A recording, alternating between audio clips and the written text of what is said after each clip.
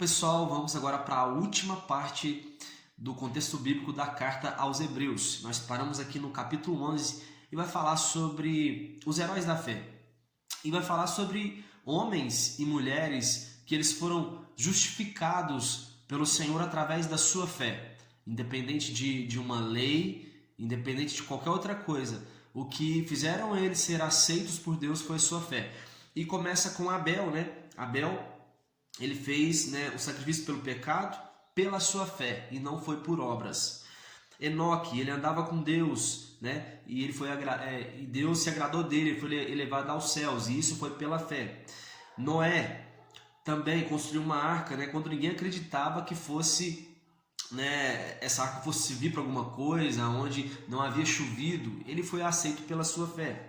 Abraão também partiu em busca de uma terra, sem saber qual era essa terra, e também foi justificado pela sua fé. Aliás, ele é o pai da fé, mas não foi o primeiro homem a ter fé. Eu creio que Abraão ele é tido como pai da fé porque ele fez uma atitude semelhante ao que Deus Pai fez, que foi entregar seu filho para poder ser morto em detrimento dos pecados de toda a humanidade. E Abraão ele foi com essa convicção para poder entregar seu filho Isaac, mas Deus mostrou para ele que ele não era Isaac, ele queria o coração de Abraão, certo? E Sara também, a esposa de Abraão, ela veio a crer, no início ela acreditava que era impossível ter filho, mas depois ela voltou a crer, então pela sua fé ela também foi justificada. Esta é uma lista de nomes que são citados aqui em Hebreus 11, certo? Isaac também pela fé predisse o futuro, Jacó acreditava que Deus cumpriria promessas, Moisés também optou sofrer por Israel, ele saiu ali do Egito, ele preferiu não ser coroado como filho da filha de Faraó. Ele poderia ter muita glória com isso, mas ele preferiu sofrer, ele preferiu sair em detrimento do seu povo, certo? Então tudo isso Moisés fez pela fé. Moisés, embora represente a lei, ele é tido como um homem que foi aceito por Deus pela fé. Olha que paradoxo, Mas você vê isso retratado aqui na galeria dos heróis da fé de Hebreus 11. Josué também, ele fez cair os muros de Jericó pela fé. Raabe, ela aceitou ali, o trato com os espias para poder salvar toda a sua família, e ela fez isso pela fé. Baraque subjugou reinos pela fé. Sansão, sua fraqueza foi transformada em fortaleza. Lembra no final da sua vida como Sansão ele morre ali junto com os filisteus, e tudo isso ele fez pela fé, e ele é citado na galeria dos heróis da fé. Jefté também derrotou exércitos. Daniel fechou a boca de leões. Jeremias foi torturado pela sua fé. Elias e Eliseu ressuscitaram, ambos eles ressuscitaram ali mortos, os filhos mortos de duas mulheres. Então isso também eles fizeram pela fé.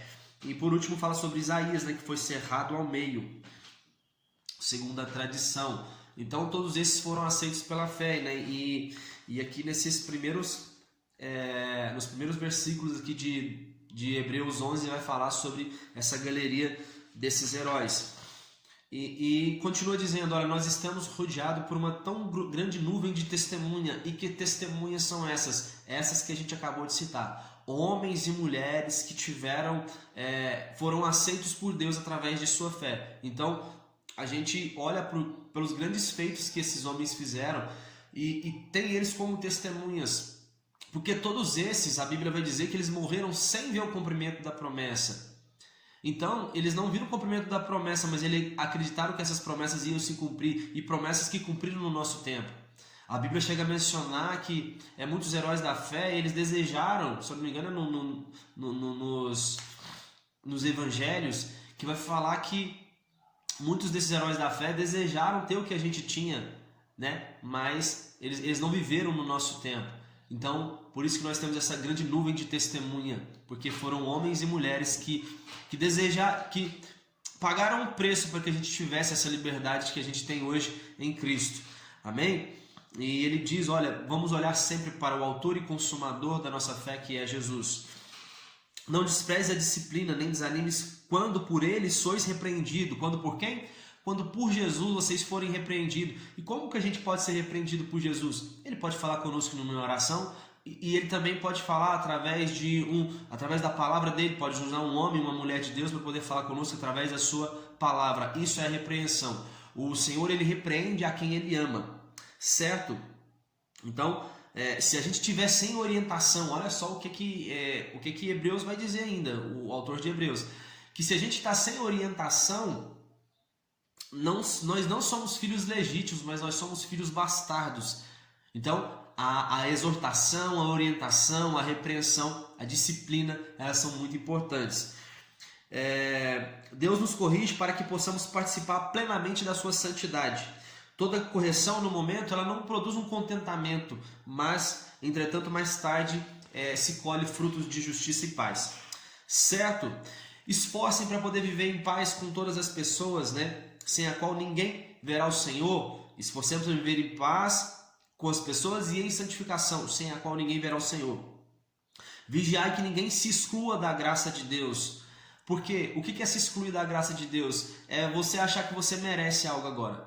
É você achar que tudo que você faz é por merecimento, porque a graça é um favor imerecido. Então nós aceitamos isso. Nós aceitamos. Eu não me lembro agora qual carta que vai falar que os israelitas eles não aceitaram que eles podiam ressuscitar. Eles não aceitaram isso. Então, um dos motivos de Paulo ter pregado ali para os gentios foi que os próprios judeus rejeitaram isso. E eles rejeitaram porque eles tinham que merecer algo. Eles tinham que se achar merecedores da graça de Deus, mas a graça não é por merecimento, é um favor imerecido. Que não habite entre vós nenhum imoral e profano, como Esaú, o qual por uma refeição desejada vendeu todos os seus direitos de primogenitura. Não rejeites aquele que fala, pois se não escaparam os que rejeitaram, aqueles que rejeitaram ali na terra prometida, né, os primeiros homens que saíram ali da terra prometida, eles rejeitaram, né? Então, o que acontece? Eles rejeitaram a Deus, deixa eu voltar aqui. Eles rejeitaram a Deus e receberam a punição. Mas muito maior punição vamos receber se nós rejeitarmos Jesus. Entende? Ele está querendo comparar isso. Portanto, já que estamos herdando um reino inabalável, sejamos agradecidos e desse modo adoremos a Deus com uma atitude aceitável, com toda reverência e temor. Pratiquem a hospitalidade, né? Porque alguns, sem perceber, eles acolheram anjos, sem saber. Então, por isso que é importante praticar a hospitalidade. Digno de toda honra seja o casamento, bem como a pureza do leito conjugal. Porquanto Deus julgará os imorais e adúlteros. Seja a vossa vida desprovida de avareza, o Senhor declara, por motivo algum te abandonei, nunca, jamais te desampararei. O Senhor é o nosso ajudador, a quem nós vamos temer? O que pode fazer contra nós o ser humano? O Senhor é o nosso ajudador. Veja que coisas fortes, né, que o escritor de Hebreus fala para nós. Lembra dos vossos líderes que lhe ensinam a palavra, imitai-lhes a fé. Não limitais o seu modo de falar, a sua roupa, imitai-lhes a fé que eles têm. A fé, porque tem homens de Deus que têm fé, mas tem homens de Deus que não têm fé. Tem homens que a gente sabe, né, vai falar sobre pessoas falsas, líderes falsos, mas existem aqueles que são verdadeiros. E a esse nós devemos imitar-lhes a fé. O escritor agora vai dizer, né, que o Senhor ele se sacrificou, né, através ali do seu sangue, né, derramado ali na cruz, se sacrificou por nós. E ele vai dizer ainda que nós não temos, né, nenhuma cidade permanente aqui na terra, mas buscamos aquela que há de vir. Ofereçamos continuamente a Deus um sacrifício de louvor, que é o fruto de lábios que confessa o seu nome. Sacrifício de louvor fala de lábios que professam o nome do Senhor. Pratique o bem e tenha mútua cooperação. Não é só você ser ajudado e não é só você ajudar, mas é uma mútua cooperação entre os irmãos. Pratique o bem e tenha, sede obedientes aos vossos líderes espirituais. Eles eram por vós como quem deve prestar conta de seus atos. Olha só que missão muito importante dos líderes, né? Então você tem líderes que eles vão zelar por vocês, são os líderes zelosos, que aquilo que eles ensinam, eles vão prestar conta. Porque assim, a gente tem que ser obediente. Então se a gente é obediente, a gente está bebendo numa fonte de líderes que estão ensinando a palavra do Senhor, mas se eles não ensinam, quão grande, né, vai ser a punição para essas pessoas. Por isso que é muito importante, né, a gente entender o tempo, não ficar apressado para poder ter uma posição de liderança, porque a gente presta contas. Então, se a gente ensinar algo que não provém da palavra do Senhor, quão grande será essa punição, certo? A gente zela pela vida das pessoas como alguém que vai prestar contas. Orai por nós, pois temos certeza de caminhar com a consciência limpa e desejamos viver de modo honrado em relação a todas as áreas da vida. Rogo-vos para que oreis que eu seja restituído a vós o mais rápido possível. Aqui já começa a ter uma conversa mais semelhante a que Paulo tinha. Jesus vos aperfeiçoe em todo o bem, a fim de que possais realizar a vontade dele. Rogo que aceite a minha mensagem de encorajamento, porquanto vos escrevi de forma resumida. Desejo que saibais que nosso irmão Timóteo foi posto em liberdade. Se ele chegar em breve, irei visitá-los. A graça seja com todos vós. Então, por citar aqui Timóteo no final, né, já é um grande indício de que Paulo pode ter sido o escritor dessa carta. Percebe que durante o decorrer dessa carta eu falei que em alguns momentos eu não acreditava que era Paulo que escreveu, né? E até agora eu não estou convencido de que é ele não. Mas, enfim, você vai ver que essa dúvida que outros, né, grandes pais aqui da fé tiveram não foi à toa, porque essa carta realmente, né, não deixa uma certeza de quem a escreveu.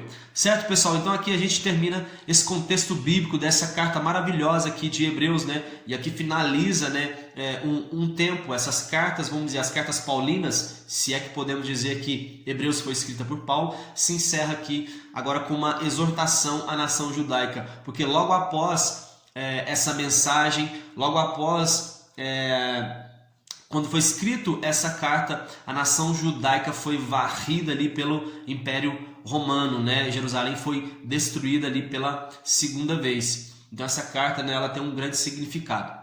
Certo, pessoal? Então a gente termina, que vocês fiquem com Deus, um abraço e tamo junto.